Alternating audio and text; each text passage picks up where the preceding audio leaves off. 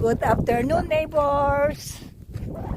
It's 6 p.m. here, but it's still sunny. I'm doing my afternoon walk with my little girl. It's Cookie.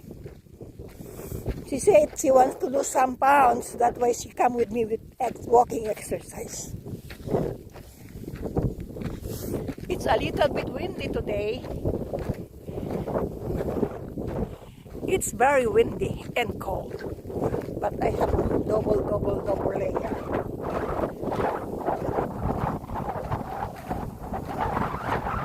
See, it's beautiful scenery. It's all green.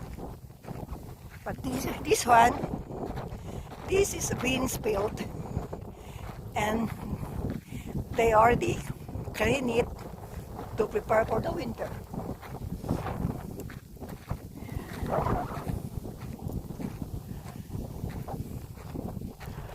It's beautiful earth. So fresh air, no pollution, no traffic, just me and Cookie walking in the street.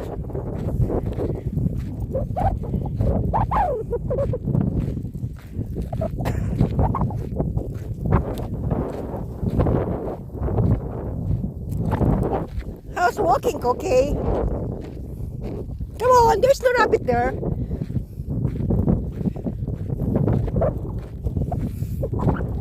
Walking exercise for good health.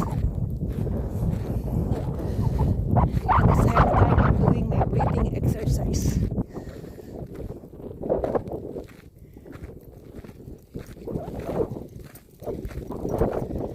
Not a long walk.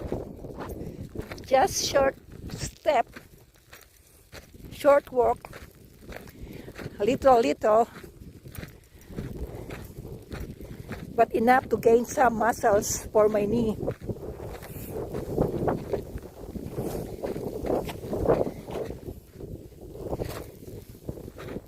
Come. Are you tired now, Cookie? Cookie, are you tired? Nakakapagod din. Pero fight. I have my walking buddy every afternoon is Cookie. Cookie!